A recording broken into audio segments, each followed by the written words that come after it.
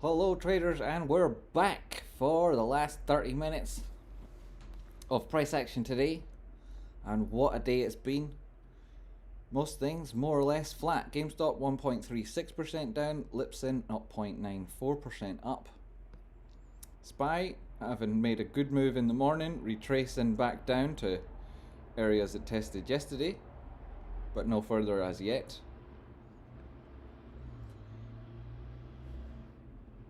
I suppose on the 5 minute you're not going to get all that much about SPY long term. Having put in this higher high, you wouldn't be too concerned yet until it starts putting in lower lows. Could easily test down to 5446 there. GameStop, not as divergent as it might have been. Not at all, but a little bit here, but not at all as much as we would have liked to have seen. That holding the top side of the bearish control zone in 1 minute would have been grand. 15 minutes on GameStop, you can see that it's come up here, and you've got a resistance line across the top of the momentum going across like this, holding it down. Price action in that is quite difficult to see. We had this as a bit of a joke. I shall change the background now so that it is not as hard to see. And AMC, counter to GameStop's actually up 0.73%. It's recovered to 50 simple, which then took it through the 200 period moving average. It itself went through, you had a cross, you had a test, and that's all very good. That's 15 minute time frame on the hourly. Also recovered two important moving averages. This could still very easily be a failed V-shaped recovery. If you still put that in context of this downward sloping diagonal, you're also at a resistance point, so you might get some information. I mean, if AMC is to break up there, I'm sure it would have positive implications for GameStop. If GameStop's to collapse, I imagine AMC will find itself under a little bit of pressure. So that's what we're looking at there. GameStop's now, there's LPSN, close that out at 15-second time frame, leave that on, see what it does. Alongside GameStop on these lower time frames. Plenty of candles left there. You're not going to do much analysis though. Let's try and get it up and see something significant. 1 minute time frame. We've also got that downward sloping diagonal affecting price though. Clearly lower highs today. Suppose you've got 4 touches. You include the wick. Perhaps take that even further if you were. Not really. So where's my momentum indicator gone? Yes, this is the bullish divergence, but it's not, doesn't speak to much else. Like the trend has been down, and there's continuation divergence too, like class B continuation divergence, lower highs on price, same high on the momentum indicator, and that divergence in line with the downward sloping trend. You would put more emphasis on the continuation divergence until such times as it breaks, which is why Rocky would say things like, it is what it is until it is what it isn't. And currently it is what it is. Bitcoin's holding 60,000 after having had a tough time during that little dip there. As you can see, it fell through that important support level, and then instead of using it as support as it has done previously, that became resistance. So as people said in the chat box when it was happening, the whole market seems to have been dropping at the same moment in time. Just a quick tip on Nvidia there, quick look at Nvidia. It's also doing something not drastically different. There is some opportunity, but not particularly excited that. VIX, bit of a spike up, especially in the last minute here. 1186 the low, 1187, and then 1267 the high. So there's a huge percentage move, and if you're able to time those ups and downs on SPY, then you get a far bigger percentage return on VIX there. 6%. If you did 6% every day, you'd be a very happy trader. Just everything, and it's all LPSN. Get GameStop up on that guy, get him down to the 50. Oh well, I mean, we'll talk about this as well, along with the reversal divergence, the continuation divergence. Putting that in context of say the weekly, because it is the weekly close we're looking at. Well, that's not particularly. I mean, we wouldn't look at it if it was that complicated and hard to see. I just delete this. Fibs are getting in the way a little bit. I'll take the drawings off completely, actually.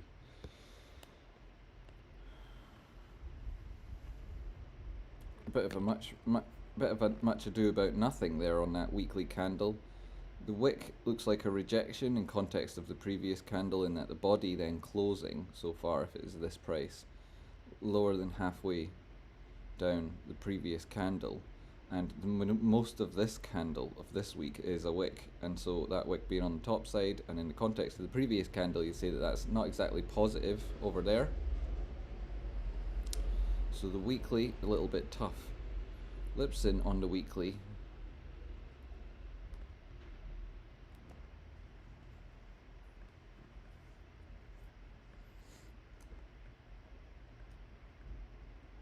What about that, eh? Really constrained price action. And this period of time, which is 9 weeks. Let's see what it did at the previous low in 9 weeks. That'd be to that candle there, the last green effort. Had a 64% oscillation from the previous low to the previous high. That was a lower low and a lower high. So if this is to make a lower high in this formation, we can turn on the drawings and see what that looks like here. No, doesn't want to give us the drawings for it. Well, it's not too hard to do this again. Now, if you were to follow that trend line, come up and meet this level, the lower high, and any weekly explosion on LPSN could easily take you to and around those levels. Just meeting that diagonal would be 196%. So still huge potential there, even if it maintains the current structure with lower highs and so on. Having recently put in a lower low, it would be the lower high you'd be looking for to match up with that trend. And you could even look at this if you wanted to. Well, does it work as a channel? Let's quickly check this out. Does it work as a channel? It's only got a couple of touches there. And actually, you'd say that that's kind of like a tightening formation. If you take it down to the wick and then body, still only 2 touches on the top side. I suppose you could call that 3 underneath. At the basis line here of that parallel channel, should it break up, you'd be looking at moves to in at around 148. 148 LPSN. That'd be good to see. Back over at GameStop though, and down to these tiny itsy bitsy time frames so we can see things really moving. Gad, mostly air. It's mostly air. This GameStop doesn't really suit all the drawings on that high time frame. Maybe on the 15 seconds you'll see them slightly clearer. Yes, right at an important horizontal as we speak. At this stage you're going to get a positive reaction because you're not facing continuation divergence until this thing on the RSI is back around 60. You've got bullish divergence here, and that speaks to like the inflection at this part of the day when a lot of people are slapping to ask. So you see if this candle starts turning positive on, well, 15 seconds, doesn't actually have to be this one. You could also see a number of touches of it. You've got 1, 2, maybe even 3 touches there really of divergence. Reversal divergence. It could take price action to test the top of the trend. That would be back at around 24.74, those sort of levels.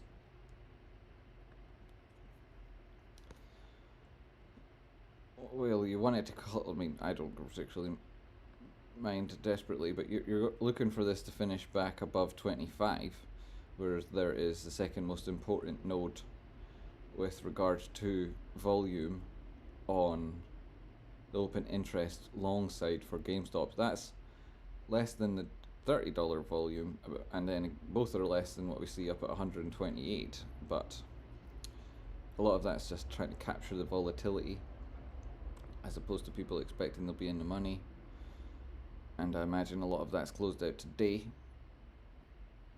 Same to be true of these $30 strikes. A lot of that closed out today. And stickiness around that 25 buck level, 24.54 at the minute. Positive reactions. Have I got the audio on and stuff? I haven't checked the chat box since I started. Cruising for escorts on Hall Avenue. Can you please tell me if Woof is going higher in a week? I shall have a quick look, sir. I shall have a quick look there. 21 months. Congratulations.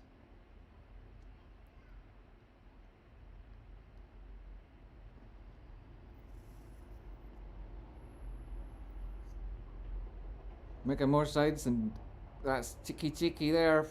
That's cheeky. Do you have a position in GameStop or LPSN?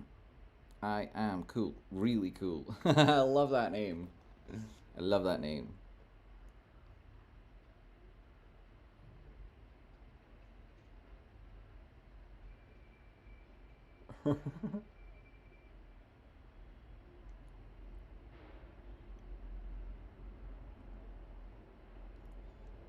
Rio. Hi, Rio.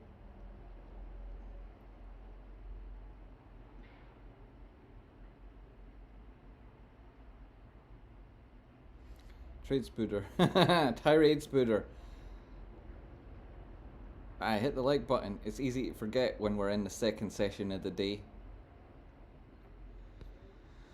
Okay, so I'm still speaking, still here, and people are looking for some woofty TA. You might be looking at this as downward sloping broadening wedge. You would have a couple of touches if you're looking at it like that. You've only got a couple of touches. None of that's really real. You'd be looking for this to. Oh, you'd be looking for this to, if it does push top side, test those 2474 levels, and then woof. What did you want to know if it's going higher in a week?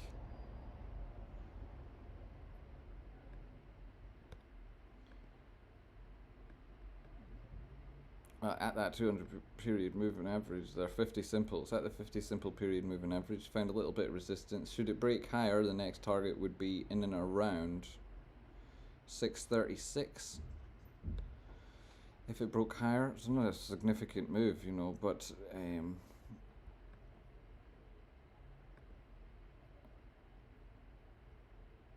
I thought I was on the trend line there. Still, that'll do.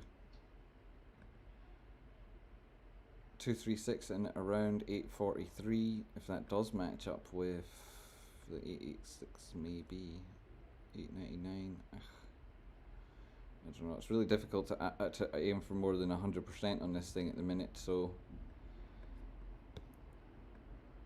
Petco Health and Wellness Company. It's been in a downward sloping trend since forever. You would need serious reason to believe that it's going to do something different. This hasn't yet given you that, though it has been very enthusiastic. That 50 simple period moving average is in the way, and anything higher than breaking the downward sloping diagonal would be also exceeding a golden pocket retracement, and that's very unlikely. These body closes below that 50 simple suggest stickiness. I'd look to its peers to see how they're doing. 14.22% today's positive, and you know, over the last number of weeks it's done quite well. A lot of people would look at this as a bull flag. If it is true, then I think that the measured move on a weekly time frame at this point, you'd still be looking for that outside the flag. So asking for much more than 4 spot 45 or 4 spot 40 is a lot considering the trend that you've been working with here. So if we then quickly drop down daily, that's positive 50 simple 200 period moving average about to cross. Positive splay, but not, sorry, positive slope, but not a positive splay yet. 4 hour time frame. It's great to see that it's caught back above that 50 simple, and the 200 cross was positive. The test of the moving average that it's there on is not positive, and so it may well need to come back to 1254. All of these gaps, including this one down at 181, speak to extreme danger. 1 hour time frame. You've got a positive cross, you've got a test of it, and it could try that higher level, but asking for more than 440 or 444 at this point would be dangerous, especially with this gap back at 180 change. So I would be very cautious there, very cautious. Lips in there, 1 hour time frame. Get it down to 15 seconds, though there is lots of gaps between the candles, and then make it visible for folks. Gosh, that's what it gives you. It's pretty airy. So GameStop getting that third touch of divergence. If it burns it off, it'll be because price is taking a bit of a dip, quite a big dip. Possibly down to 422, 424. Look at that and give it some more real estate. Lipson's mostly air anyway there. go up to the 1 minute just to see where these resistance levels are. It's kind of at one. The further it drops below 24.50, as the seconds run out, does have an impact.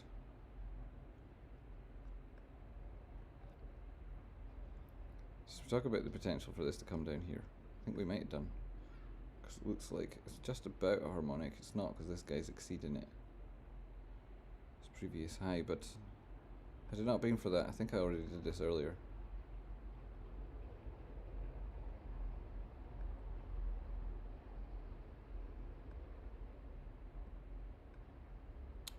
Stop it. Oh my god.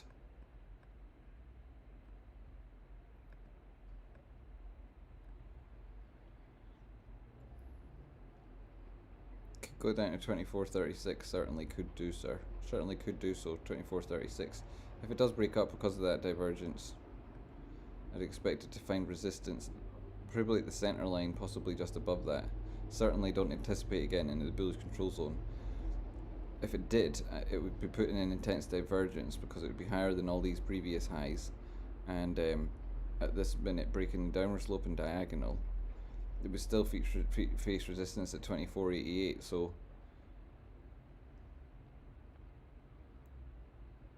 that's going to be a lower high if it did push up, and all of these previous levels on the momentum are in the same area. So if it pushes up and it gets into the bullish control zone, it's very likely that it still stops in around 24.85, which would mean that it's again showing continuation divergence. So even if it did break up, and you've only got, I mean, we're on the 1 minute time frame, so it could happen towards close very quickly, but I'd be cautious of that.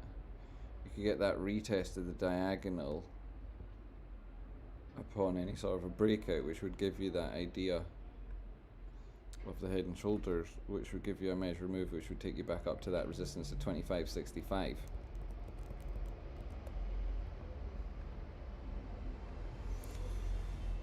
Third touch of divergence there. Support 24.24. Doesn't need to get there, because there's this 886 at 24.36, and that's the price that it's just made it to, 24.36. So if it holds this, then there's a potential for this immediate bounce. If it burns it off, that horizontal at 24.23 is the first place to look to. And with 14 minutes left on the day, on the 1 minute time frame, it's very similar structure. Oops, pardon me.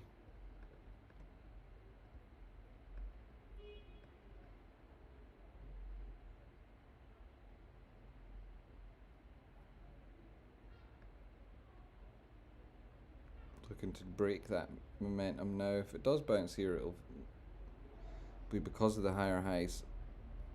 Positive candle closes. At the very least, positive candle closes.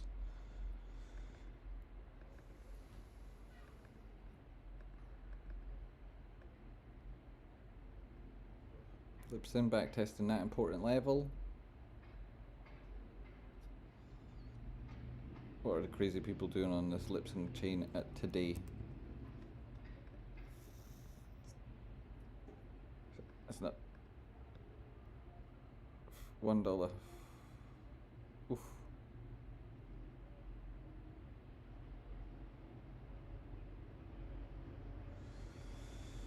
Volatility you saw earlier, and it was up 12% or whatever it was, over 12%. That might have led to some of these people making some money, but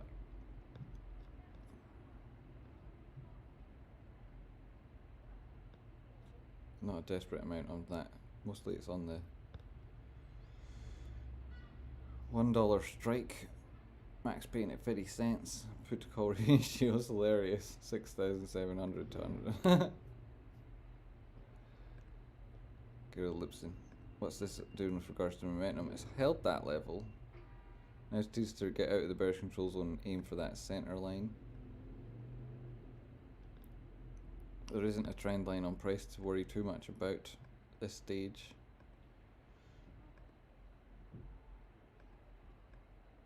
It'll take forever for those two lines to converge. Slower than the continental drift. AMC is already holding that level. That's positive for AMC there at 126. That's not too great. That's megaphone here.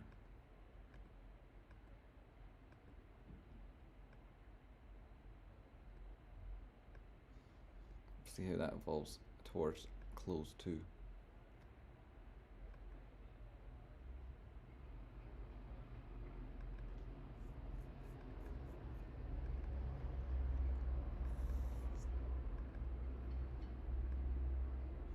It's like you hardly get any price action because there's so much air there.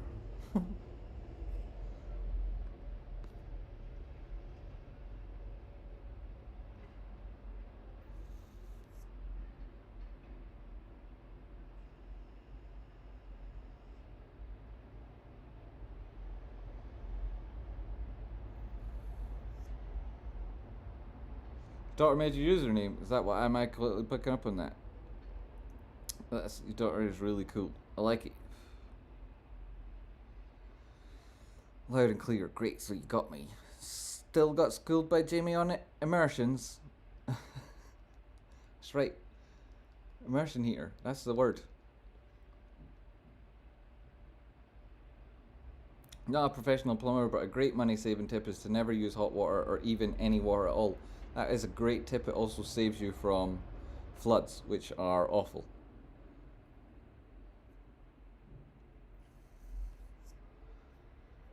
See, I can open DJT, but it's going to then open up conversations in the chat box and get you all banned.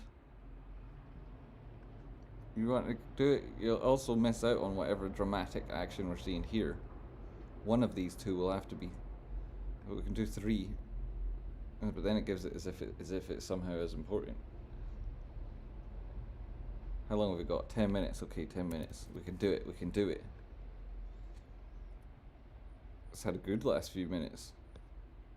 50 simple through the 200. Price action putting in higher highs, higher lows. Still down 10% today though. For fucking hell.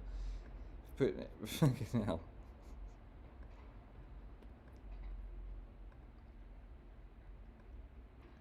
Is this the guy with the drawings? Where is the drawings? I have to go single screen to see if I can get the drawings up. That looks much better, doesn't it? Oh my god, that's really nice. The red and the white and it's all with the black. I love that. That's nice. Right, it's not what I'm looking for though.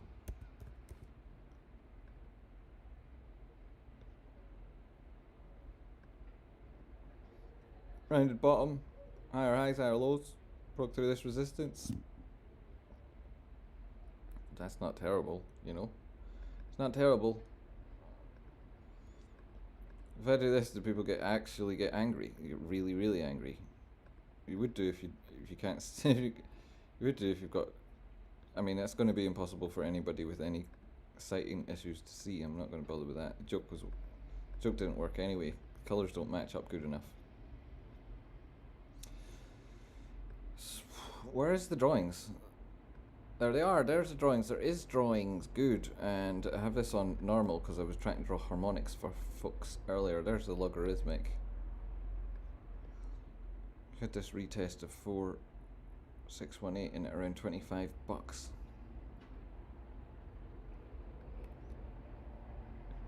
We've still got a gap there, and it may well come back and test 2560. This is negative.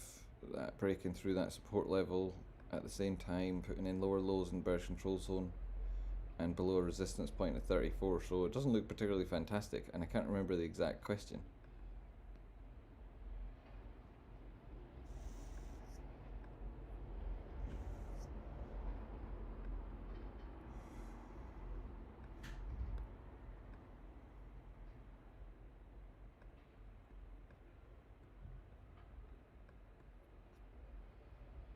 So 1 minute giving us the next support level. It's not really 3 minute.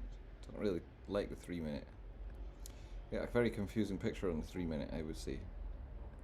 Or I'll put it so it's easy to see. These watermarks being right in the middle like that is so unnecessary.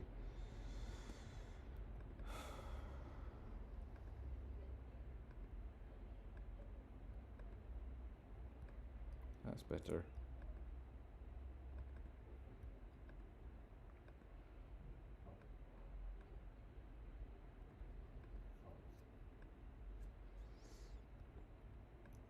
Yeah, so there's this little gap in this tiny area to aim for here. 5633. Still a big dip away. Be a dramatic move to go there all in one candle. Mind you, it's 3 minutes, not 15 seconds, so it has done crazier things before, such as up there. GameStop, what are we on? 15 minutes, that's not good enough. 15 seconds, that'll do. Oh, positive reaction since that extra touch of divergence. Back above the center line, touching the bullish control zone, and that's where it meets. Element of difficulty there, meeting that. That was at that resistance level too. 2450. What did this say about 2450?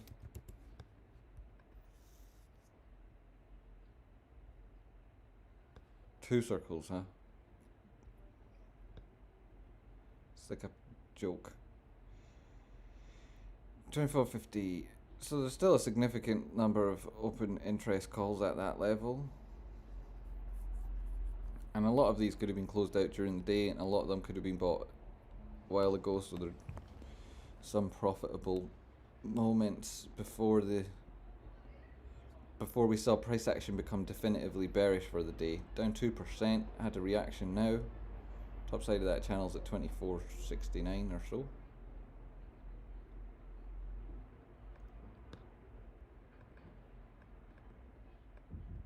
Slapping to ask on LPSN, slapping to ask on GameStop right at the last minute of the day for later in the month. What else are we seeing in terms of price action? Nvidia's gone green again.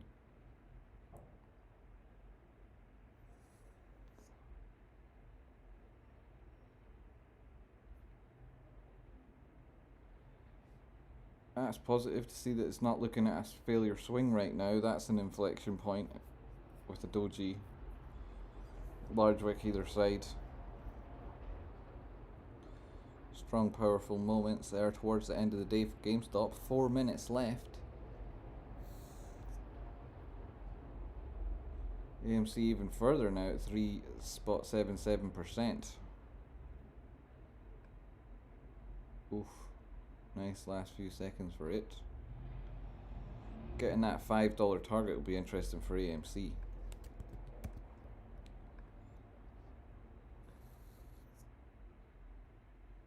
$5 target. Shitloads of calls there. Also silly amounts of calls at 22. It's kind of sad seeing that, because they're not, you know. There goes the other half. That's how the other half live. The stupid half. Right, so I feel bad for you. I feel bad for you guys. These contracts and how they're going to be, how they're worthless right now. Why is that up? That's the wrong chart. This thing. Right, so strong move here. AMC's doing well. That's probably annoying people having it on so long. GameStop has that 2450. Found resistance at that top side. Serves me right for drawing it there. Of course it was going to find a rejection. Comes back immediately to the support level. Holds in the bullish control zone here. Does speak positively about price action, but in order to get to the next node on open interest, price action needs to make its way back to 25.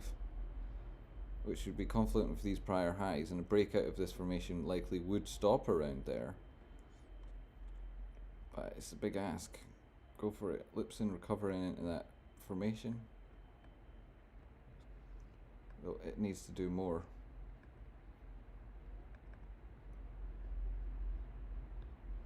$886 of this guy at the minute. 50 simple 200 period moving average. GameStop, go on, recover GameStop.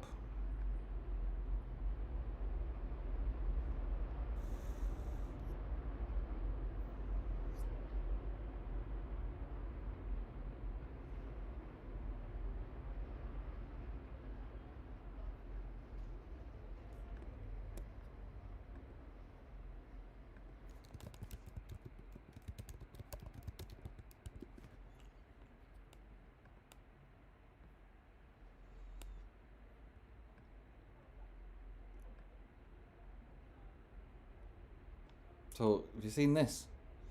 GameStop's digital store. Shop digital games for consoles, PC, and get your codes in seconds. Pros get 5% off on digital. Well-made website. It's got Nintendo Switch new releases and all. Big into the Nintendo. getting there.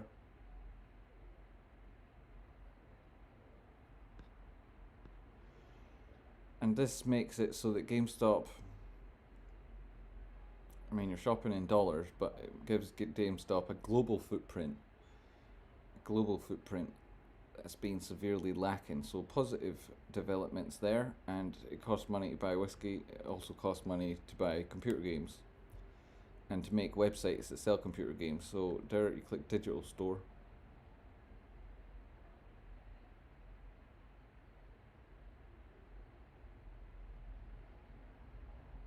F1 2024, top of the charts. So last minute of price action. 86 and no further. GameStop hitting the top side of this channel and no more. I mean, it was not really a channel, it's more of a wedge. But it takes so long for both ends to meet that I wouldn't put too much faith in that formation, plus the fact it's on a 15-second time frame. And there you have the close. 24.62. So it recovered an important node. AMC closing at 4.98. And at this point, you know, that you're so suspicious. You'd be so suspicious of that. I am. So suspicious. Kind of want to see if that changes. I'm not suspicious of this too much. It's so much easier to count when there's so fewer trades, and people find it difficult to count at the settlement banks at the minute. Hey, I've switched to now. I'm confusing myself and everybody who's watching along, so I'm going back to this setup, and then I'll take on the charts there. Suppose I could even do a new layout and get some new drawings on and make it simple for people. That's probably what I should do, because structure of price is so extended since that potential symmetrical triangle that it would be relevant to start anew here and see what it looks like fresh. Call it copy, but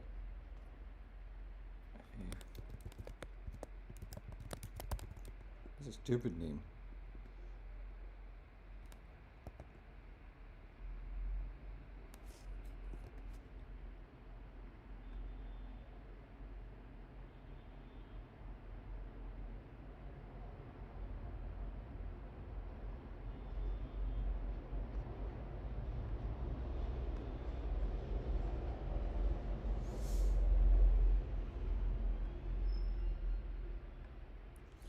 And I'll get the TA done here on a fresh copy.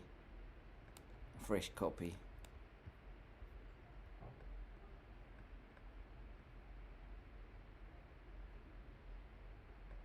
Despite the fact that today was down at the guts of 2%.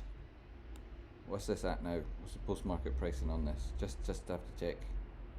93, right? See if that had gone up from there, you would be angry. So there's Lisbon.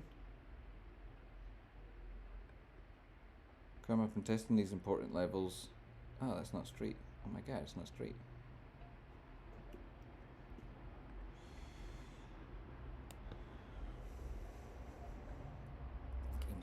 GameStop, bye. 198 drawings. 198. And I don't think I'll be focusing too much on harmonics, so can I please have the scale here? Hello? Oh god, trading view.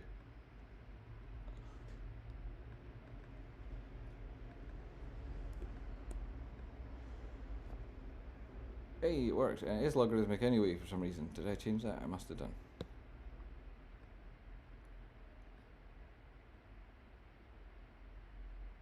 Still got the gap.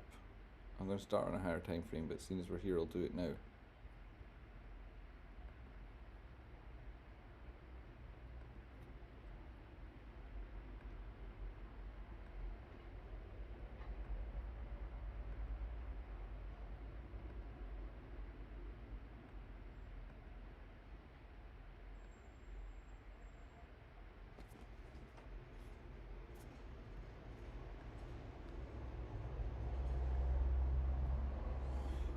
This is like cut into the wick a little at the top and the bottom, but it's very difficult to see otherwise, and we're on the hourly time frame, so it will even get even smaller when I go up to the weekly.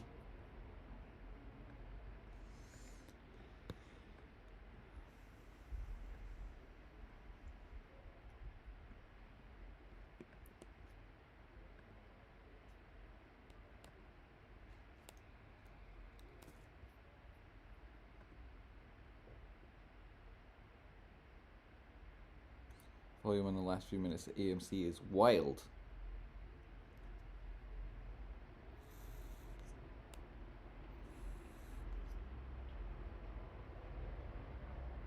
Alina, you missed a whole trading day. Wow, you missed out on some fantastic conversations.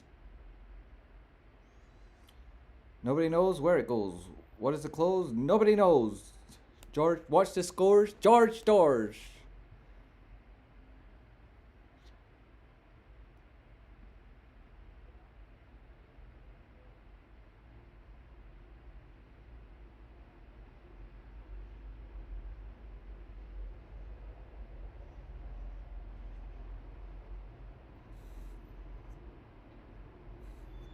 Didic, Jimbo, any comments on movements next week? The volume people of Reddit are getting hyped on some emoji calendar.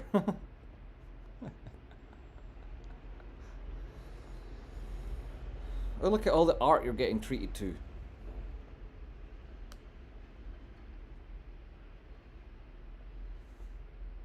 Yes, price action next week. Didic. Let's have a look. Thank you very much, Didic.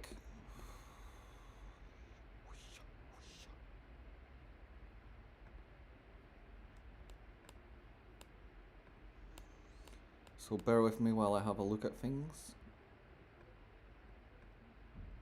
I have to just check my top secret emails from the group chat I'm in with Ryan Cohen, Larry, VC, and Roaring Kitty. And just check quickly the group chat and see what they've been telling me that where Bryce is going next week. Guys, the chat box want to know.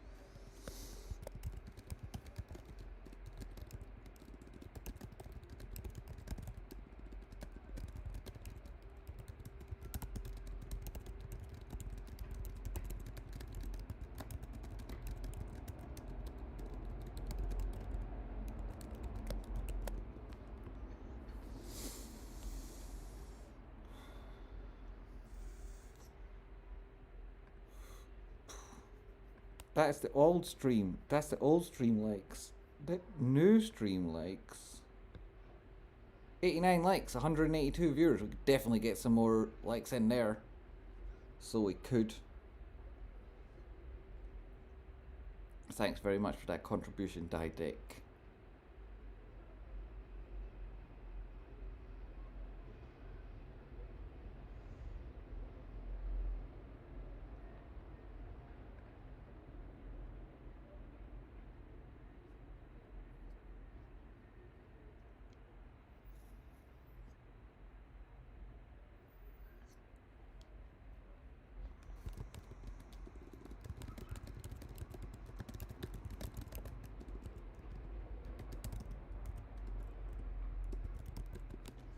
Sorry.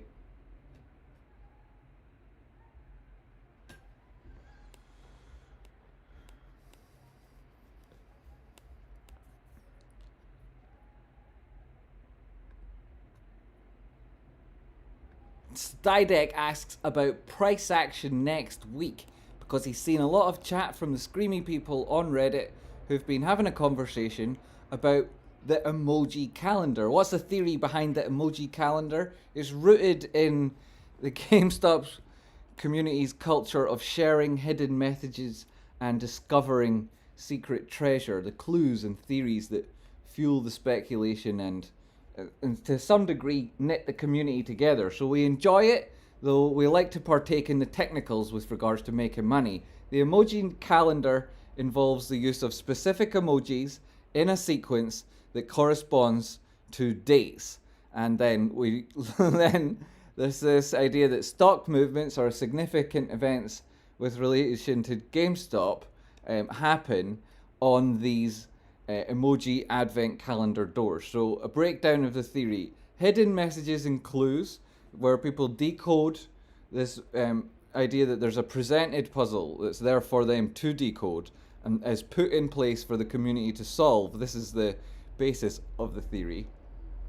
Enthusiasts and proponents of the emoji calendar say that the sequence helps identify potential patterns and that influences GME stock price.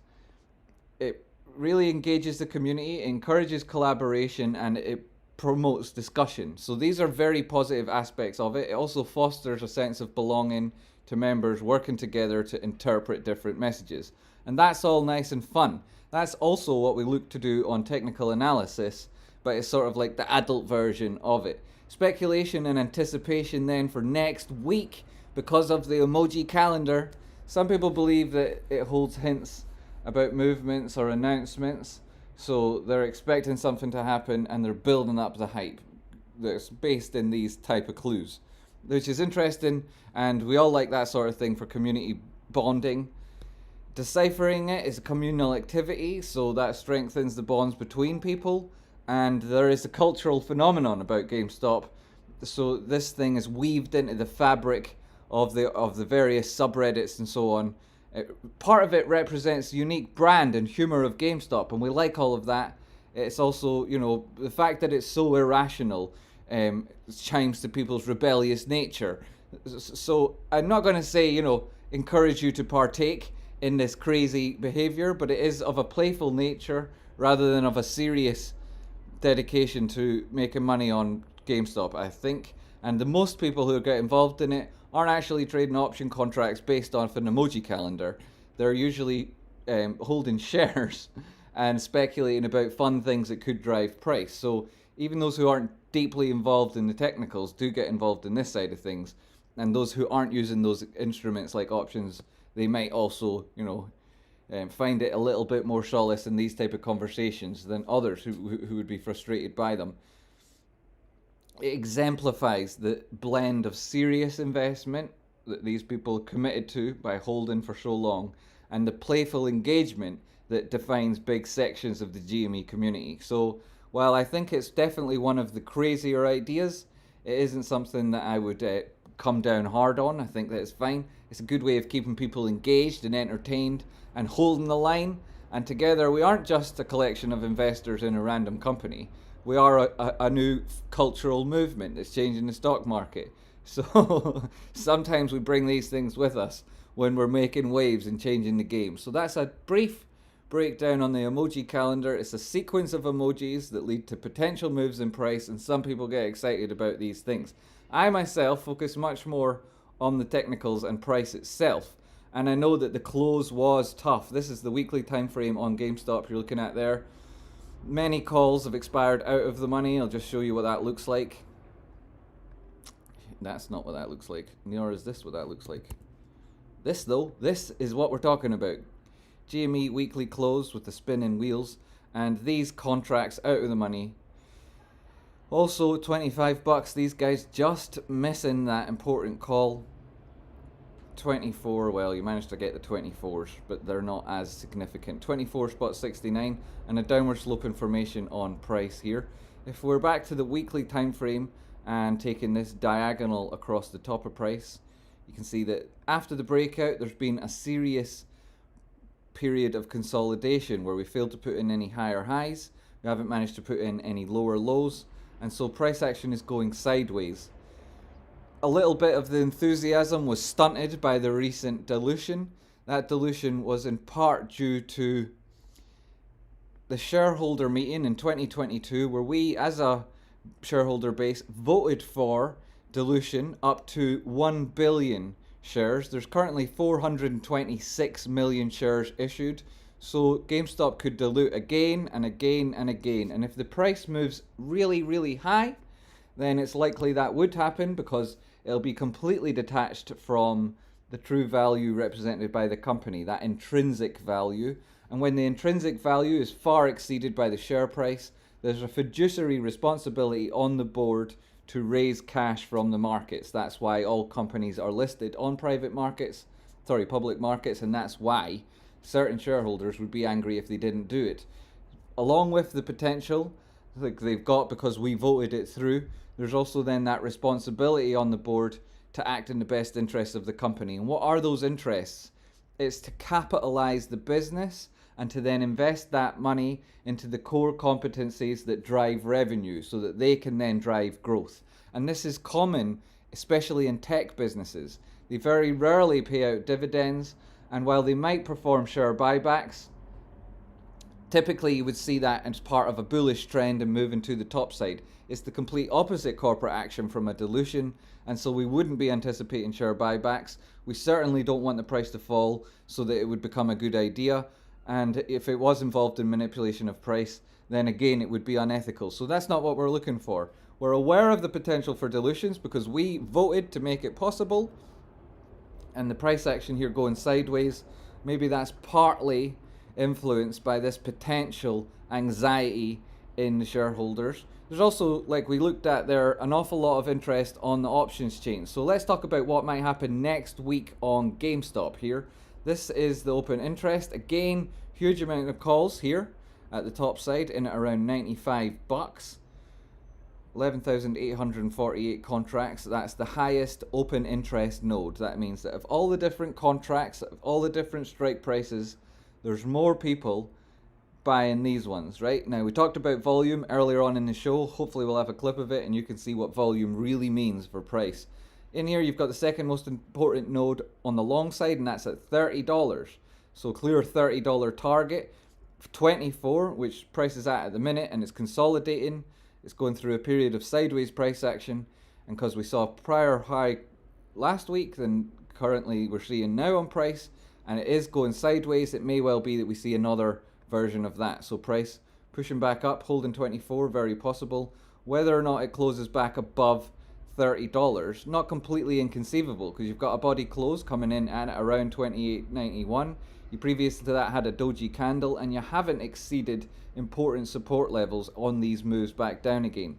The danger, and it's one of the main things and one of the only two drawings on the chart, is this gap that we see in at around $19. It doesn't need to go all the way to the bottom of 19 to close that, but should it do so, GameStop would be a significant percentage away from these important nodes, and you'd be looking at this guy at 20, that would be finishing in the money. All of these guys at 10, well, that's very, very unlikely, but much of that will be hedging, and some of it will be the same people at these $30 contracts, 60 and 95. So a bit of stickiness around those nodes. If it does touch into these areas, it could well recover subsequently, so I wouldn't be looking for a close below 20 next week. 20% off price action over the period of a week isn't all that out of character for GameStop in its recent behavior. So for example, you had this retracement here from the low to the high. That was an 89% move. If you're asking can it do 20% in a week, it most certainly can. The week prior, that was about 20% down, and at this week you've got price action opening lower than the previous week's close, and then failing to recover 50% of the previous body candle.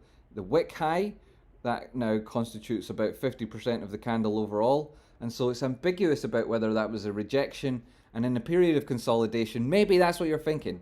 this isn't necessarily going to break highs, isn't necessarily going to break lows, and it's not going to put in any obviously bullish or bearish artifacts if we expect this to continue for a while. Down to the daily then, and get a better picture of the oscillations we might see within those various ranges. You've still got this downward sloping resistance across the top. It isn't actually real because it's not had 3 touches.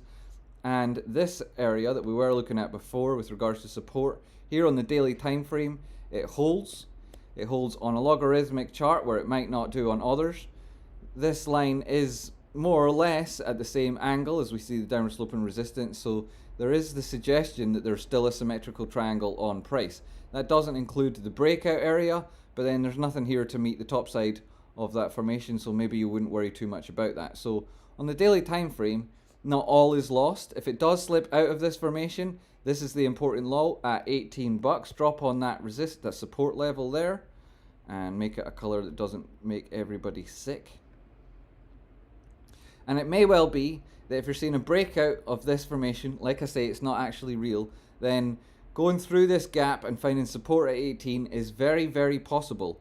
If we look on the momentum, we can see that it's been holding the center line here, and so any downward move would come with lower body closes that would pre-print in downward movement on the RSI, and if it does come back down and test the top side of the bearish control zone, then at that stage you would probably be speaking to a downtrend and cautious, despite the fact that it probably bounces at 18, cautious of the idea of it could very well come in and retest this breakout zone.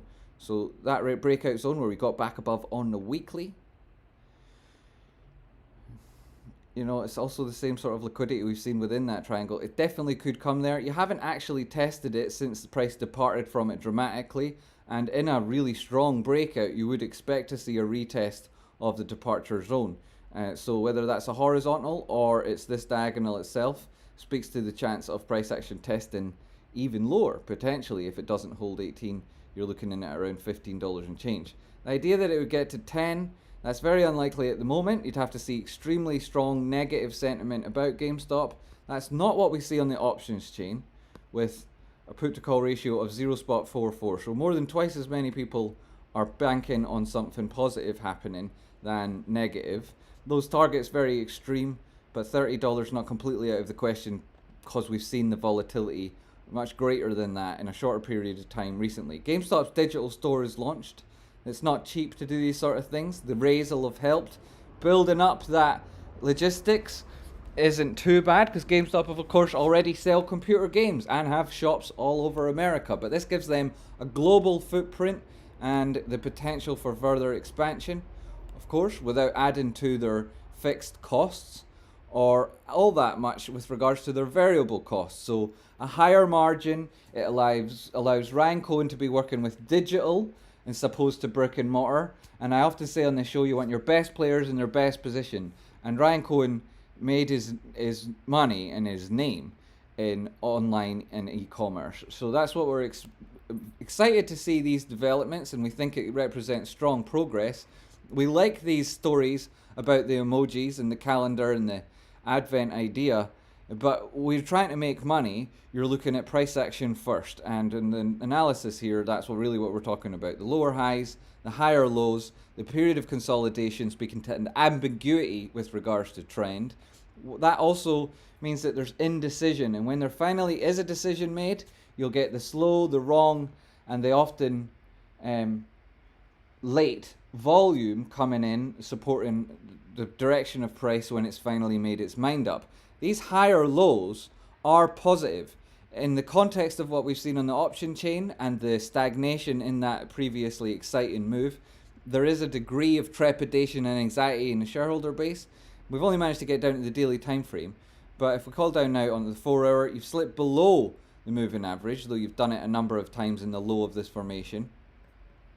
Holding that line, having had 3-4 touches, is still positive, but when you put it in context, there's this downward sloping resistance across the top side of momentum. So if price does try to push up, it likely includes a lower high.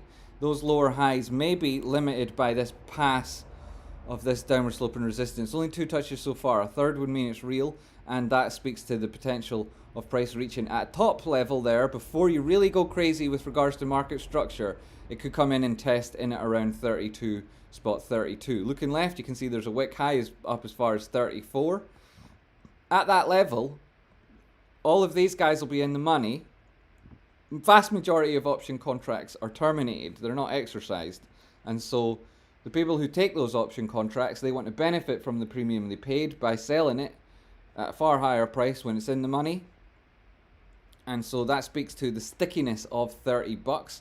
So I would imagine that even if GameStop did make it to $32 and change, or even higher up at around 34, it likely comes back again. And if you could probably put this guy on it and see that, you know, it could easily get back to these highs, test that level, and not actually be exceeding any important aspects to the structure of price. And the fact that this guy was a wick and price managed to come back, close lower, and then move on down afterwards could still happen.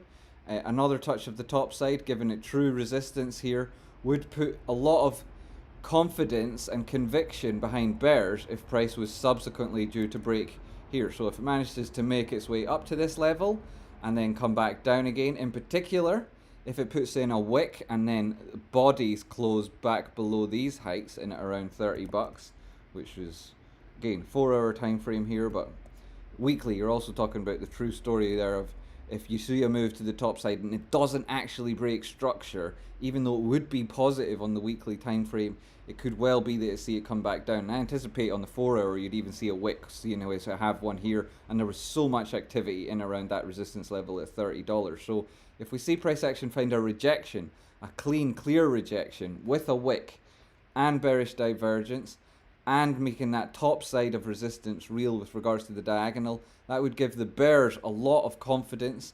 The price action would then break support should it move through here, and that'd be a real move, taking it down below that gap, and maybe even as far down as this previous departure zone on price, where I'm sure I drew a horizontal ray out of earlier, but it seems to have disappeared. Here's the fake out zone, and this is where bulls will be hoping price stops if it does break support there, and if not, then you'd be anticipating potential moves all the way down to $15, or the diagonal that previously was constraining price for the best part of 4 years. So that's what we're looking at all the way down to the 4-hour time frame, where the momentum has also experienced that same resistance line going diagonally across the top of everything on the RSI. The RSI itself is living below the center line. That's a little bit bearish. On the hourly time frame, it's come up, it's tried to put in a high here, it's put in what looks like a head and shoulders on the RSI. You've got something similar on price, but it's not at the top side of a trend, and this is a reversal formation. And so you would expect if this was going to lead to price moving back down, that it would be seen up at around $34. You're not seeing it at that area on the charts, you're instead seeing it at where you would anticipate finding support. So we can't put a lot of faith in that formation, plus we hate head and shoulders on this show, they're so annoying. The fact that you're below the center line here, having met this downward sloping resistance, which has had, still, that's not real, cutting through the top of this guy, that does represent a degree of weakness in momentum. The lower lows also leading to a potential inflection point. Lower lows, the reaction of price subsequently looking positive, a V-shaped recovery, that wick high, a little bit of a warning sign with the bodies then starting to close back below these prior highs in around 26, and then putting in what looks like a potential head and shoulders. You don't have any reversal divergence. You do look to be having put a number of tests of this support in, and those tests, well, it's not like a farewell arms. Support and resistance, they don't get stronger at the broken places, they get more and more brittle, and eventually they'll break. And it's the repeated tests of any one without returning to the other speaks to a great danger there in price. So you have to be cognizant of these possibilities, even if we see price action move up and test back above $34. That doesn't mean to say that it is going to definitely rest there and not go any further, but there's a strong danger that it would find a little bit of resistance, even though this downward sloping resistance line itself isn't yet real, because if you go back up to the daily time frame and you look at this momentum, you can see that it's only had 2 touches, price has only had 2 touches, and if it is to make its way back there again, it would be a lower high on price, and it could easily be a lower high on the momentum indicator. If you didn't get divergence, if you do, that's price higher, pushing higher than previous levels, but the momentum itself not doing it, that might also speak to a danger and the potential for a fake out. So if price makes it to 35 or anywhere above 30 and the RSI is putting in these lower lows, then you'd look back on previous price action here at this sort of area, which when you go down to the RSI, you can see is very, very tight and close to where we are at the minute. So price pushing back above there, RSI hopefully coming with it, and that would burn off any immediate danger with regards to momentum. But at these areas, with the RSI in around the bullish control zone at 71, if the RSI starts pushing higher, but price doesn't manage to get to that level, only comes in and tests 34.70, that would be again continuation divergence. That would be in line with the trend. It'd be taken as confirmation by the bears. A lot of them would be then opening up positions at 34. It also speaks to the danger of these contracts trying to hold or exercise. They likely would then sell.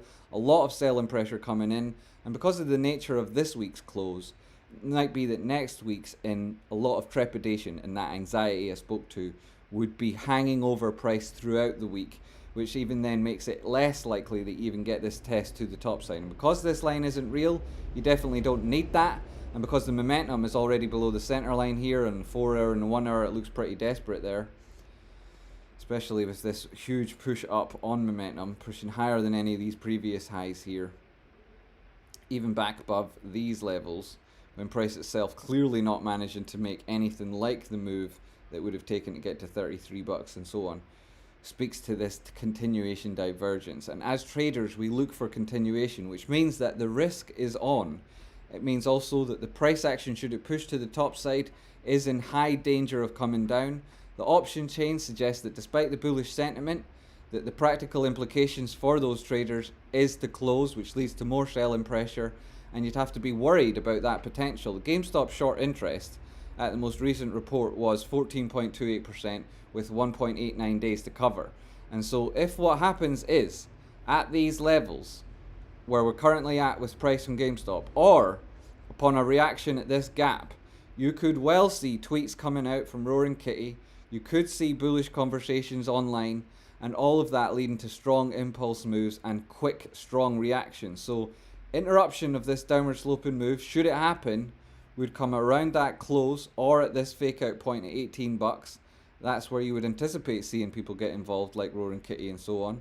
And so it could well be that you find an interruption to that downward sloping move here. At that point, because you've got this continuation divergence on the RSI, it may well be that you don't see this come anywhere near the previous lows on the RSI itself, right? So you had this downward sloping trend line.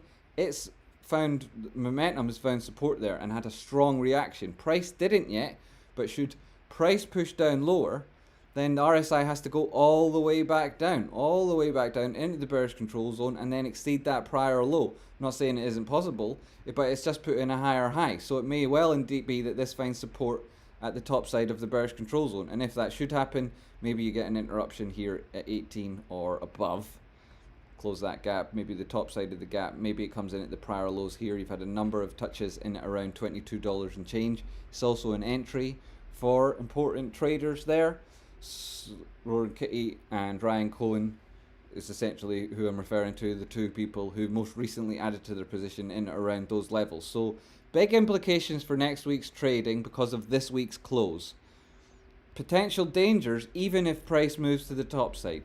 Extreme weakness in the RSI, but because of that weakness, there is the potential, should it price push down, that we see bullish divergence. If that bullish divergence comes at the same time as some news, those news nowadays, that's just a tweet from Roaring Kitty, it could be a strong positive reaction. But in this stage, having broken back down below, I'd still be, whether you've seen a touch of this guy or not, looking at resistance meeting this downward sloping diagonal. And that's because that's real. Well, it's not real in the three touches sense, but it's also there on the weekly time frame. And the fact that it matches in its angle there, it matches the support line that we see on the daily, then I give it a degree of credence when it isn't necessarily real on the top side. So if we do take this to the point where it joins up, and perhaps you could be slightly more accurate, but doesn't really matter, the point isn't really that, and you look at it in terms of this as a period of consolidation, it's in that pattern you'd be looking at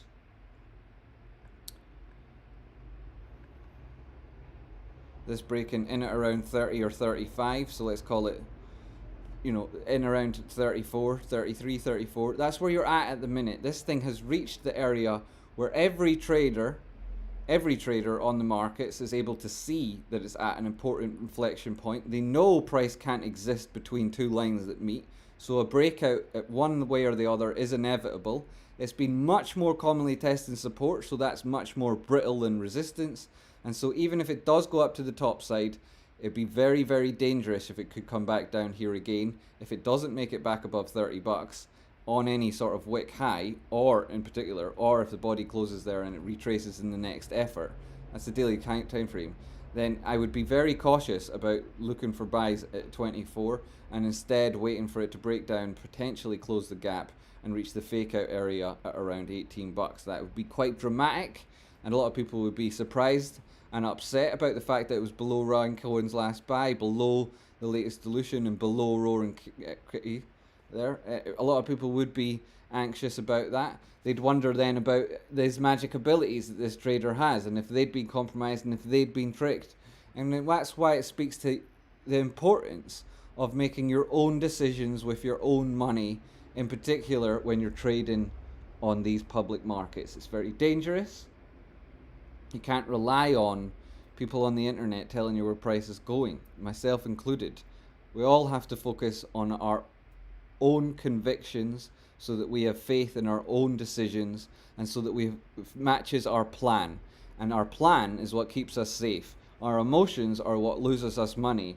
And so if you'd be upset about price growing here, then maybe you're an emotional trader and you don't have that plan. If you want it, take my course, www.technicalanalysis.school. I'll put the link here, and I'll put the other video with the quick take on price, which you can share with your friends without getting them upset about GameStop, up here.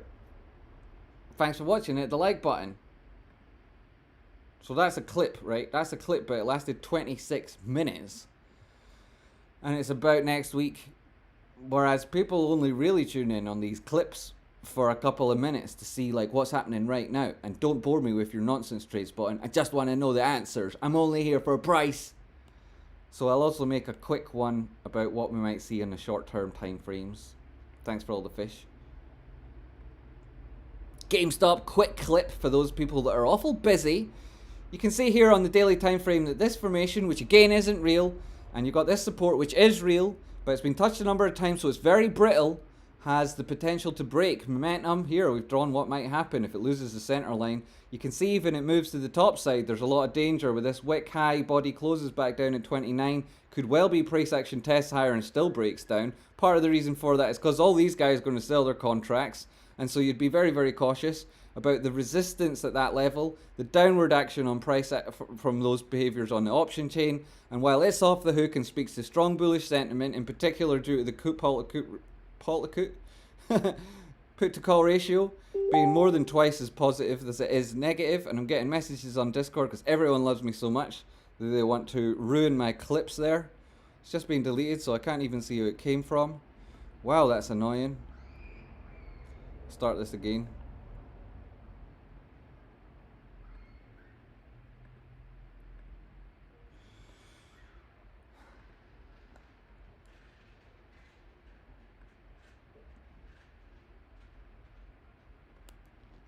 You're welcome, Sean.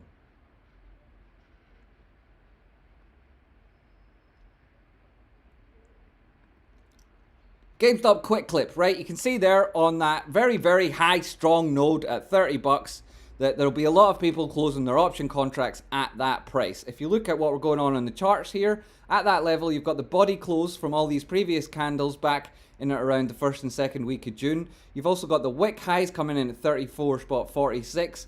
And if I quickly flash off and on the drawings, then you can see that the reason why we might see a little bit of resistance should price above $30 again. If it does get a rejection from there, it'll be back at support. This is not getting stronger in the broken places. This is instead getting increasingly brittle. Could be very dangerous if price goes to resistance, gets a rejection, and comes all the way back down here again. This has had a number of touches. It's still very real. Top side, not real at all, yet still probably doesn't break on the first pass.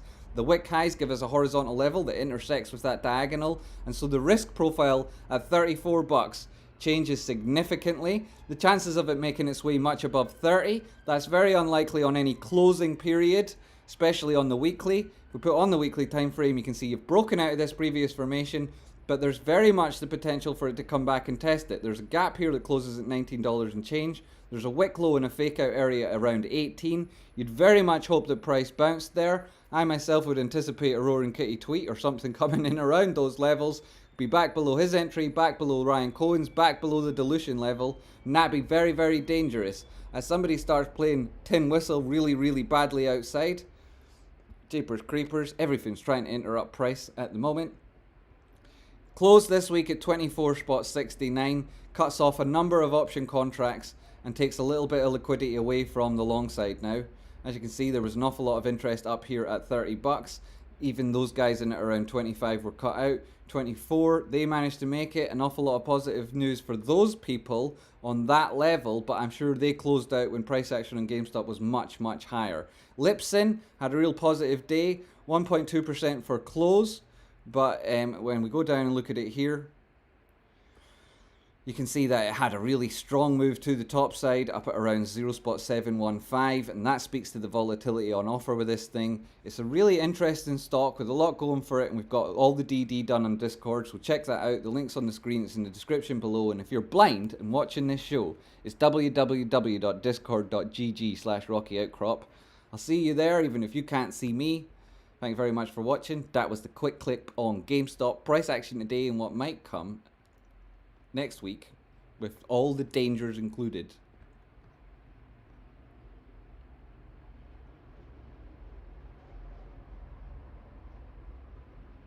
Seems like the whole market went into correction at the same time. Would that influence your charts? Well, the charts being a visualization of price, and price moving means that, yeah, you will see every movement on price on the charts.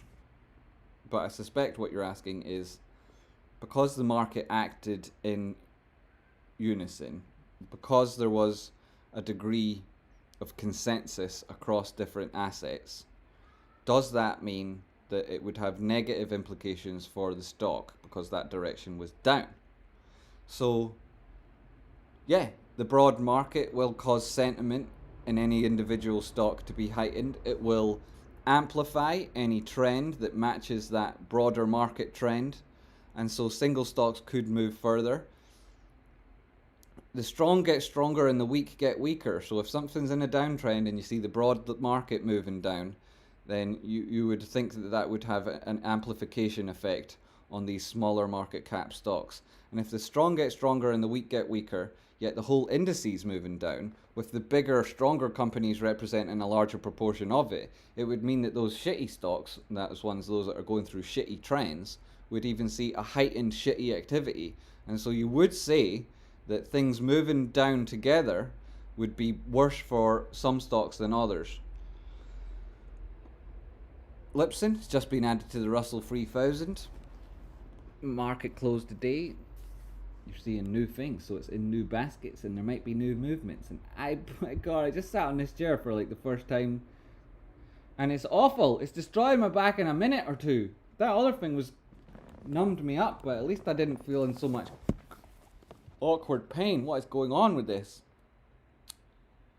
I only look in the mirror when wearing my stunk puppet mask. That is very wise. If you don't click now, how will you be able to meet your own eyes in the mirror? Says Colin. He's right. If you don't click like now, how will you even be able to do it? How? So, I think that's what you're asking, Mac Tavish. If it isn't, and you had a different point there, let me know. Mac Tavish, it's such a good name, isn't it? It's way better than like... You should be a detective. You should be a private eye called Mac Tavish. And you should, walk around Edinburgh, a very hilly city with lots of hidden alleyways and sudden vistas and changing skies. And it's Mac Tavish on the beat, private detective. Although actually, if you're setting it in Edinburgh, there's like not a strong culture of private detectives and PIs, private investigators. It's more to actually like the cops, and then it would have to take on that really heavy Presbyterian tone that it seems to infest all of the cop shows about Edinburgh. And so it would probably be like heavy chastisement, you know, actual like dark scenes, restricted angles. You wouldn't be experiencing the glorious scenery. You certainly wouldn't get long, distant shots of all the beautiful buildings. God damn it, Edinburgh and your stupid hangover cultures. Haha, your guys really know how to eat. What are you guys eating? Trade spotter felt like I was all the different types of investors and traders you talked about in my history with GME at different times. Yep, you get through the ringer as a trader. The first couple of years as a trader are such tough times, you know. It cuts so many people out of the market. Those people are left with regrets for the rest of their lives. They look back on that period of time they tried trading and it wrecked them mentally, it wrecked them financially. And they think to themselves, wow, I wish I hadn't tried it. It was so dangerous and hard. And that's the way it is for the defeated, you know, of course. And in everything, it's always the same. The people who are defeated, they leave disconsolate. Whereas the people who win, they win not because they did so fantastic in those 2 years. They probably had it just as tough, just as hard, cost them probably just as much money. But they had this other quality of resilience, and when they got knocked down, they got back up again. And if you can keep yourself from getting completely taken out of the game by managing your risk, then although those 2 years will be hard, sometimes you'll have ups, sometimes you'll have downs. It's not all terrible. But on balance, it's fucking terrible. Even for the most successful traders in the world, those first 2 years are absolutely nightmarish. If you can manage your risk so that you're not completely taken out of the game, you will start leveling up significantly. You'll come towards new patterns of thinking. You'll get into strategies and processes that make sure you're safe and that the worst that can happen is well quantified and understood before you meet the market. You'll know the cost that you're going to bear financially, which lessens the cost you have to pay emotionally, psychologically, and makes it so that you've got that staying power. And that's why the long-term success of a trader is much more about balance than it is about speed. If you maintain the right balance, then you can hold the strong trajectory, whereas if you're trying to go fast, you'll inevitably run into problems. Problems that you don't see in advance, and problems that trip you up. And holy shit, this analogy is getting way too extended. So, first 2 years are very, very tough. You go through all different types of feelings and you experience all of the ups and downs, and you do get hints at what the future could be like, and you do see the potential in trading and how lucrative it can be. You do realize that the only thing holding you back is yourself and your own decision making. And as such, there's a great tragedy for all those people who don't make it too, because they know how close they came and they just couldn't unlock that final door. And risk management is the key to doing that. It's the very big section on the course at the end there. It's really important. It's the culture and ethos on the Rocky Outcrop Discord, and you know that well yourself, Sean, because you've been a big part of it for the last wee while. You could be a pioneer, the first PI in the city. Yeah, a PI, a pioneer. 1. Manage risk. 2. Don't get liquidated. 3. Strategize. 4. Balance. That's not a bad list there. That's not a bad list. Ice Phoenix, what do you think of CFD trading in the UK? It's a great way to not pay taxes and trade the same stuff. It's got a huge spread, and so you're at danger of greater risk if you don't have a plan. You're immediately underwater when you enter the trade because of that spread, and it's very dangerous. It's also very costly because you have to pay to hold the positions. But assuming you can overcome all of those difficulties with a plan and with patience and waiting for price to come to you, but also entering at inflection points and being well versed in the TA so that you can capture any trending moves, then contracts for difference are fantastic. But if you're only using them to avoid paying tax, you have to be aware of the fact that there's a different mode to trade in them. There's a different psychology, and a lot of patience is required. It also has implications for your risk management, and the fact that if you're then going to take a loss on a stop from a contract for difference, then there's likely a greater cost involved than if you'd been trading on an exchange, and these type of market. So I'd bear that in mind, and I'd be very, very careful if I was doing it. The reason that they find them so commonly on gambling websites is because the people who provide the service are hoping that you will treat it as gambling, as opposed to treating it as a very risky behavior, and in order to do it properly, you need to be very, very cautious.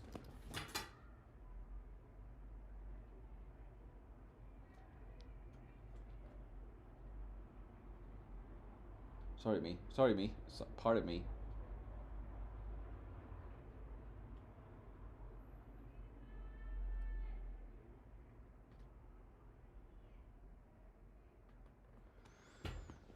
Pardon me. So that's the answer, Ice Phoenix.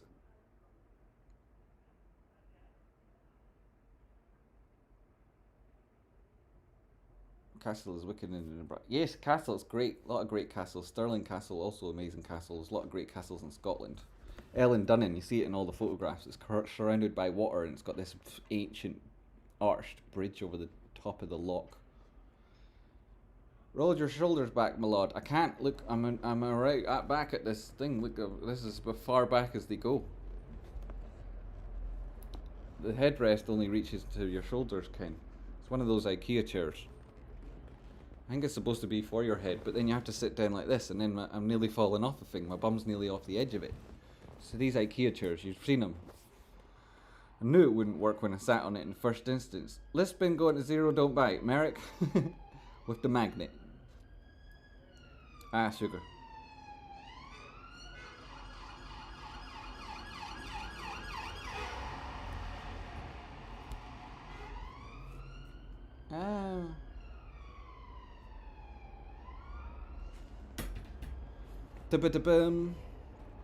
Okay, so we answered lots of questions. Vic Vince, 44 minutes ago. Thanks, Jamie, for another great week of shows. How did I not see that? See you next week, fam. Oh my goodness gracious me. It was up here somewhere. Where was it? Where was it, Sputter? How did I not see it? Thank you so much, Vic. I appreciate that. That's total legend. Vic, you're such a big contributor nowadays. It's great to see you around on Discord, making progress, sharing charts, doing great TA. Other people getting involved. So many people inspired by your regime, your attitude. You know, you're such an amazing part of the team, Vic. Totally love you, mate. Say it often, but it's so true. Thank you, buddy hell, Vic. And I think about you much more often than we chat, and I appreciate you. Thank you so much.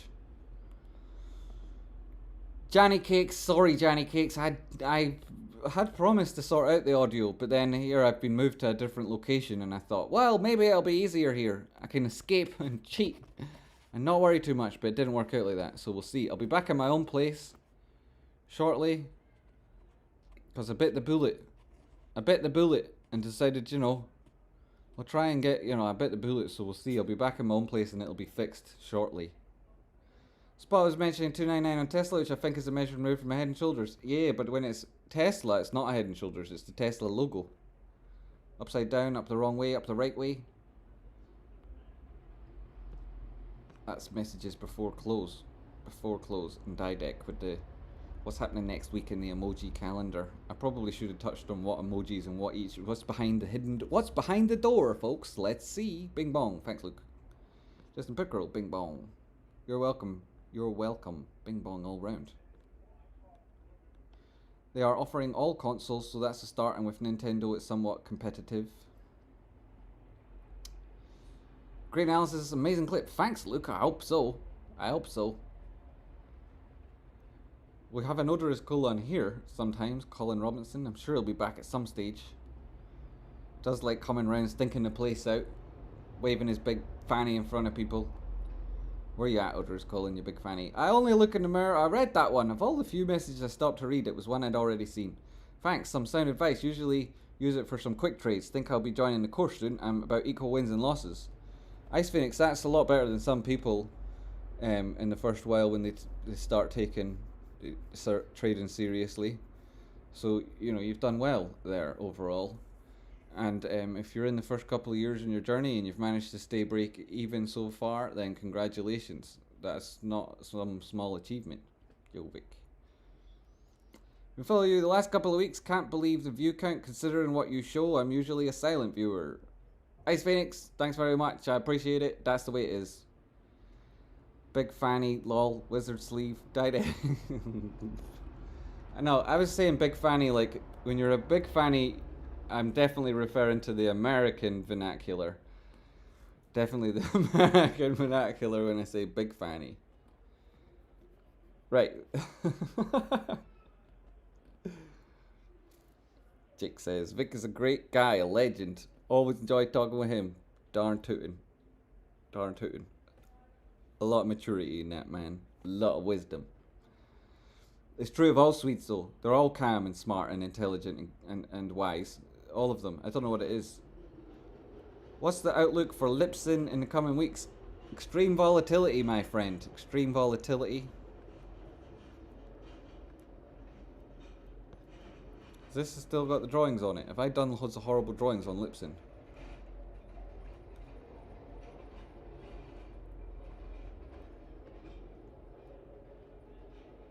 No, that one's okay. That drawing's okay. The 30 minutes is where you see it best.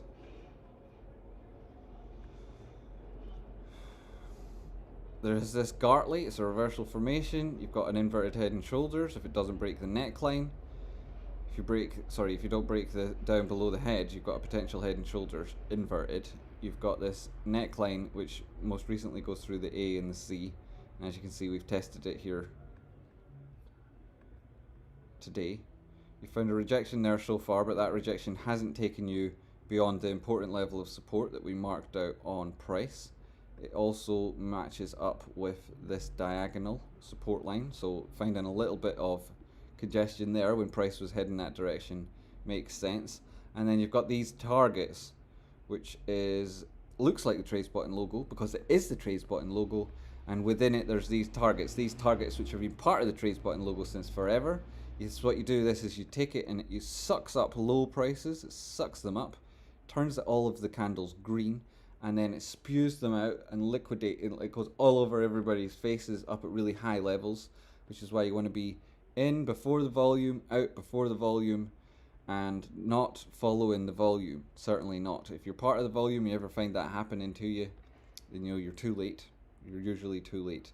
So yeah, what happens is it probably goes to these targets here. Top side of it would be in at around 148, 146 to 148. If it does have a big breakout move on the weekly. The truth about it is it's an extremely dangerous stock to trade. The company itself faces capital restrictions and needs to maintain certain liquidity ratios for reasons which you can find out on the Rocky Outcrop Discord, on the paid side, in the LPSN thread. On the 1 hour time frame, everything disappears because that's where I wanted to take a nice photograph and show everybody on the internet, so that later on when they're like, oh my god, why did I not watch trade spotting? I knew I should have watched trade spotting. I'm a big fanny. I'll be able to say, yes, you're a big fanny. Absolutely everything that's going to happen on LPSN is in this drawing. It's in this drawing. And it's very exciting too.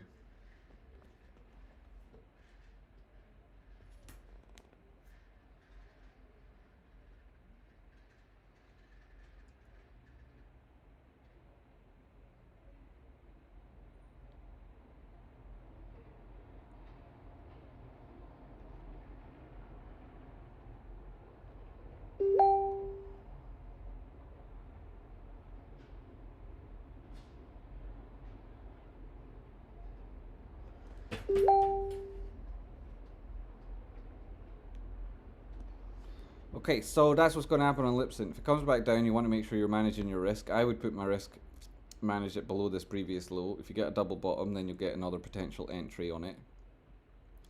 You wouldn't want to be holding on to it below that level. And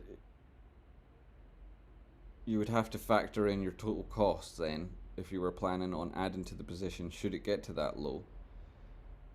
This entry is specifically speaking to the breakout point from the previous trend when we saw that there would be a lot of chocolate on your biscuit, and so it may well be then that if that level doesn't hold, you get a slightly lower test and another bite at the biscuit. What is it? Another bite at the cherry. Why would you have two bites at a cherry anyway? is that like you'd have to have the tiniest mouth in the world, or you didn't manage to get the bite on the first instance when you went for it. And like, what sort of game is it like where you're trying to eat cherries and you can't get them in your mouth? Like, what's going on there? What's that? Why is that a phrase? Second bite of the cherry. That is so stupid. I never really thought about it, but God, that's stupid. There must be a reason behind it that I'm missing. Anyway, so if you're looking for a second bite of the cherry, you should probably be playing better games, because that's a stupid game. If you're looking for a double bottom, that's still my managing my risk, where this comes in at, maybe even tighter. There's the harmonic optimal point of entry, the hop zone, which would encompass this sort of area. You don't want to go below that X though. You really don't want to go below that X much. So if it bounces there, I'd be careful to use a stop. The best way to trade these type of things, which are very low market cap and have got massive targets to the top side, is to not be greedy. So you have a stop loss that's close to your entry. You don't go overboard in terms of your position size, and therefore any move down won't cost you as much as having a huge position. That you're calm and patient. You don't think, right, well, I'm going to take profit every oscillation high, because we're talking about a huge breakout move, and if that does happen, it could leave plenty of artifacts on the chart where it would suggest it's coming back for a retest, and just not give a flying shit, right? Speed off into the horizon and not look back until long after the good side of that trade is gone, in which case you'd have missed out on everything by trying to take early profits. So that's something to be very careful with, and until such times it starts breaking to the top side, establishing a positive trend, putting in higher lows, then it's difficult to even use a pullback stop loss strategy. And so the way to manage these type of positions is to consistent buys of small amounts over time. Now, it's not financial advice, but if it was financial advice, it'd be the best financial advice in the world. And that's so that slow, consistent buys to add to your position, which increase in size as the trend is established. Or, even better yet, if you're not an experienced trader, which most of the people here aren't, right? You'd be waiting for it to test a downward sloping support line from above, and for then to start breaking to the top side and putting in an uptrend, so exceeding 0.89, right, in around these levels, 0.87. You'd want it to break there, come up for tests of $1 and change, maybe even $1, and maybe look for it on an uptrend when it started to make these upward moves, found resistance, then comes back for support, and then moves up again, and then you'll have highs, lows, and those will be higher highs and higher lows, which will mean that you've got an uptrend, and then you'll be able to be buying into trending moves, and that's what you'd really like on any stock at any time to manage your risk. And these type of things come with increased risk, so you might want to do that, and you want to manage your position size. I'm trying to put in that in the context of a price that might go for a crazy breakout, which is what I anticipate this is going to do. Then it's even more important that you manage so really manage that entire process with risk. And if you want to know more about that, like I say, there's course technicalanalysis.school. I'm sure there's other courses, but they're not as good. AMC did such a good move there. Would have been brilliant for the chain if it had made it to $5.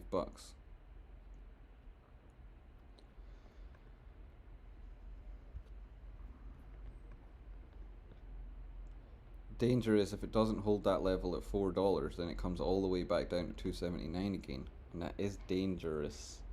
Dangerous. Do you remember the goals we drew in the? Was that AMC or GameStop where we drew the goal? I think it was AMC. We draw the goals, and we said there's a penalty, and then it needs to get into the top corner, and then boom, the guy ran up, took the penalty, smashed price into the top corner. That was great fun, that TA. Anyway, yeah, we talked about a lot of what happened here, and it's just mirroring the previous breakdown over and over again. This is interesting that it managed to put in higher highs. Now it needs higher lows. Will we see AMC and GME move in different directions? Well, we did today. 5% plus difference between those moves. Not managing to conquer the open interest nodes that are really important, but super interesting overall. So lots of volatility in the market today. Interesting, right? It was an epic close. It just wasn't epic to the positive side that we would have liked. More epic for AMC than anything else that people look at. And that marks the end of the show. Thanks very much for watching. Hit the like button. Hit the like button.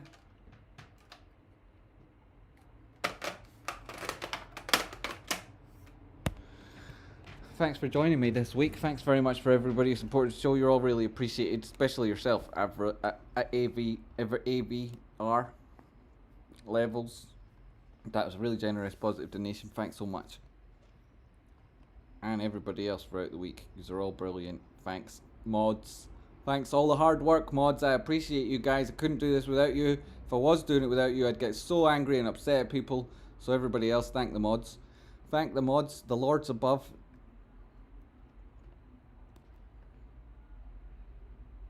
Thanks for everybody about membership gifts. Think about renewing it. See you next week. Oh no, I have to do this so that I can send you on. I have to do this so I can send you on.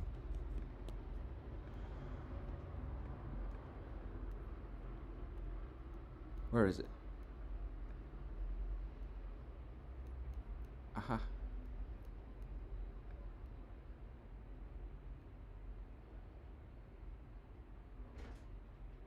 It's going to take too long because the internet's going slow. Oh, I can still do it. I can still do it. Hello, visitor. I'm still live.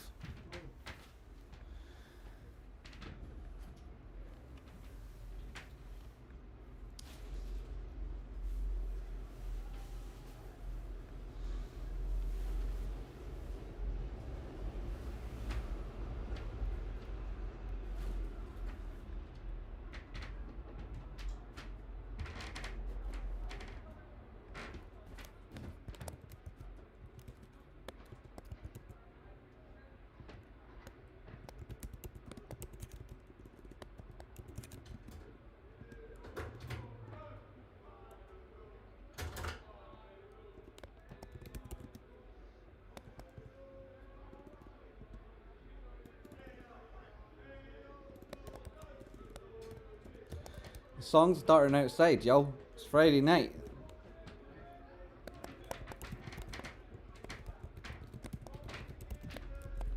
Coco's up to visit you. She's been staying in bed the whole time when I was here.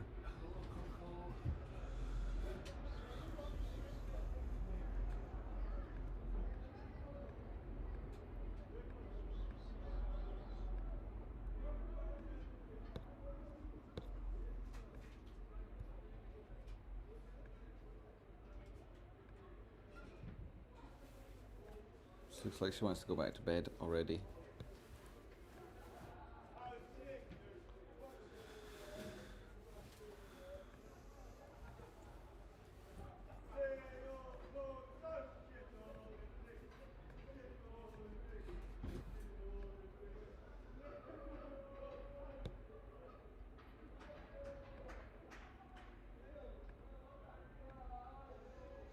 Right, I think that's all, everything ready. You should be able to now, if you're just tuning into the show, get a quick clip on what's coming up on Price next week and whether I think Price is going to slip below Roaring Kitty's entry and Ryan Cohen's Last Buy and that dilution that happened most recently. It is very possible, but it'll depend on a number of things and the direction of Price before it breaks support and the reaction it has at higher levels. That's very important. It's all explained in this video, which I'm about to send you to now.